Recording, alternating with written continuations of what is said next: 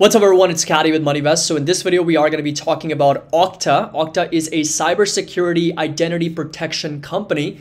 Very, very nice margins, very consistent revenue growth. They are going to be reporting their earnings this week. So we're going to break down exactly whether OKTA is a buying opportunity at these prices because it is down quite a bit from its all-time highs. And of course, I'll be doing a full intrinsic value calculation as well. As always, if you enjoyed this video, find it helpful, make sure that you drop a like. Don't forget to subscribe to the channel, and link to our Discord and Patreon is going to be down below if you're interested in joining. And of course, getting a 16% annual discount that's available till the end of this month. So 3 to 4 more days left. I did open up a few more spots if you're interested in joining, and of course getting access to all the members only private videos, buy and sell alerts, options alerts, trade ideas. All the benefits are going to be included. And also our Labor Day sale is live, and that is going to be coupon code LABOR4 if you're interested in taking advantage of that. Fundamental analysis, technical analysis, options trading, the entire bundle, everything's going to be 50 to 60% off for the next few days. And again, that's going to be available with the link down below, coupon code LABOR4.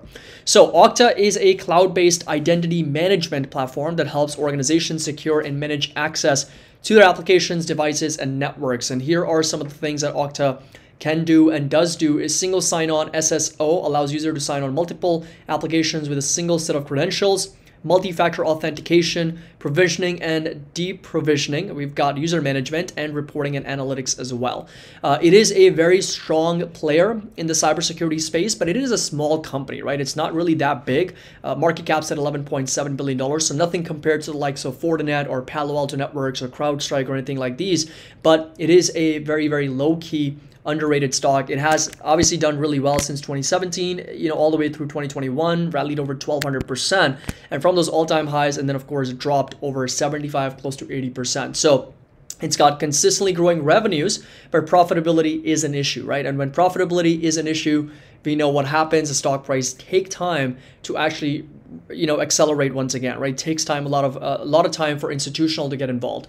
So 18,000 total customers is what they have, a little bit under $3 billion in RPOs. That's your remaining performance obligations, and 117% is the dollar-based net retention rate. 38% CAGR between 21 and 2024 based on that growth rate for revenue. So they've gone from like 835 million to over expected to be 2.17 to 2.2 billion dollars in revenue, right? So very, very strong, consistent growth in revenue for the company. Now, identity is a critical foundation for connection and trust between users and technologies, so cloud security and digital transformation. These right here, OKTA Identity Cloud, so cloud apps, IoT devices, infrastructure. This is the market opportunity for them. Close to $80 billion is their total addressable market, is what they are seeing for themselves. And these right here are the numbers for the first quarter fiscal year 24. They are going to be reporting for the second quarter fiscal year 24 later this week. So they are going to be reporting, well, looks like they already did.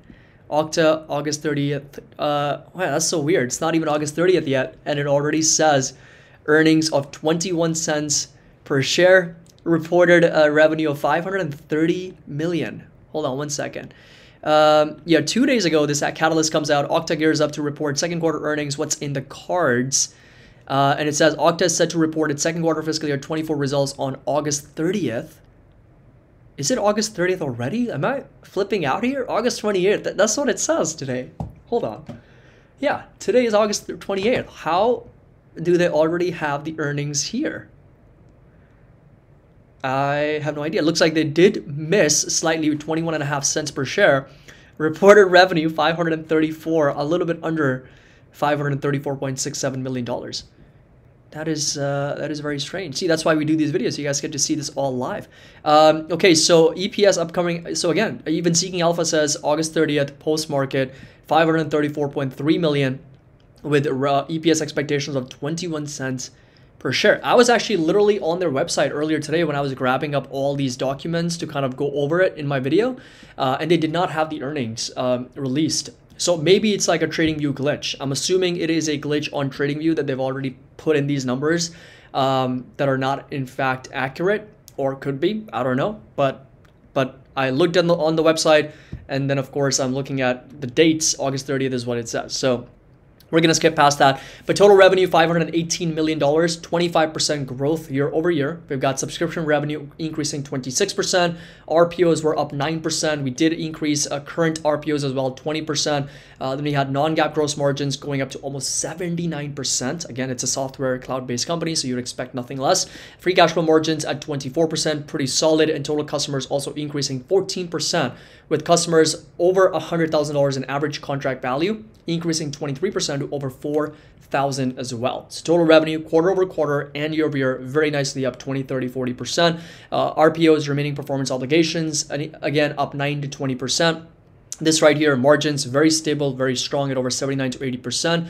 Total customers also increasing quarter over quarter. Every single quarter, they've gone up. So very nicely moving up. And this right here, 100,000 or over average contract value, also increasing over 4,000 now for this company. This is the guidance for the second quarter fiscal year 24, which apparently TradingView is suggesting that we've already got. 533 to 535 million. It's going to be an 18% growth on a year-over-year basis. RPOs to grow by 14 to 15%, and non-GAAP operating income up 36 to $38 million, and non-GAAP net income per share 21 to 22 cents, with diluted shares outstanding at about 180 million is what they are expecting for this particular fiscal year. So we're going to go ahead and put down 180 here, and of course we'll put the other number as well. So when it comes to revenue, very nice consistent growth from 41 million to 1.8 billion, almost over $2 billion what they're expecting for this year. So again, you can see those bar graphs, very nice consistent growth in revenue and profits. But of course, operating losses left and right, net losses left and right. Net loss of last year was $815 million, and shares outstanding have also gone up from 16.1 million in 2015. So we're going to plug in that number here, 16.8 in 2015. So we've seen a 40% share dilution from the company. That is, again, in my opinion, pretty substantial amount of share dilution in the last several years. So what we're going to do is we're going to basically take this number right here from 2019 at 107.5 million. That's what we're going to plug in this spreadsheet, 107.5. And that's going to be 2017, because as numbers get bigger and bigger, we do get, the share dilution. You can see that it comes down to 11% now, right, as opposed to 40%. So as numbers get bigger and bigger, the companies are not going to be issuing tremendous amount of shares moving forward. So we have to account for that, and we have to take it into realistic assumptions here. So I'm going to go ahead and put in, let's say, 5% share dilution. And when it comes to the actual growth rate and whatnot, so this is going to be for OKTA. We're going to go back and really figure out, okay, what's that earnings expectations from 91 cents, and they are expected to be profitable this year all the way through 2029 at $10.48. This is pretty substantial growth here, not gonna lie. So 91 cents to over $10.48 from 2024 all the way through 2029, and then 2033 we're looking at a growth rate of 1444. So we plug that number in, 1444. We're looking at 5-year CAGR of 63%. That's insane, right? That's a pretty high number. We're not going to go to that extreme. And of course, on a 10-year base or 9-year basis, it's a little bit under 36. So we're going to come back to our intrinsic value, but I do want to go over a few more things here. So before we do that, very strong margins on a gross basis. Obviously, everything else is negative because the company is not profitable yet on a GAAP basis. Balance sheet's good. So they are sitting on over $2.3 billion of cash, with just under $2 billion of debt, so negative net debt. That's exactly what we want. Current ratio, quick ratio is also over 1 to 2. That's also pretty solid for the company, and we've got a decent valuation, 79 times earnings right now, but the growth rate's also expected to be over 60%. So I don't blame the valuation at the moment. And price to sales trading at a little bit under 6, price to cash flow just under 60 for the company. Now going over to the intrinsic value, what I'm going to do is I'm going to go with a 30% growth rate.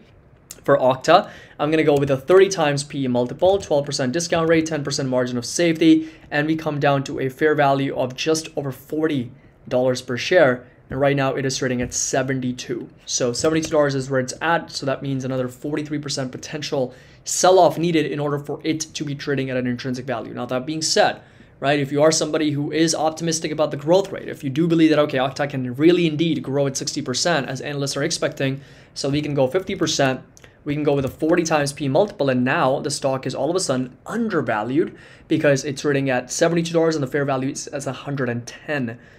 per share. And that's really what it comes down to, right? I mean, numbers, you can make the numbers look whatever you want. I mean, you can literally make the most overvalued stock be represented as a buy, like as an undervalued stock, and have the most undervalued stock still be overvalued depending on what projections you make in, right? Your outputs are just as good as your inputs. So in this example, I think $40, $42, $45 are going to be some good levels to watch for OKTA.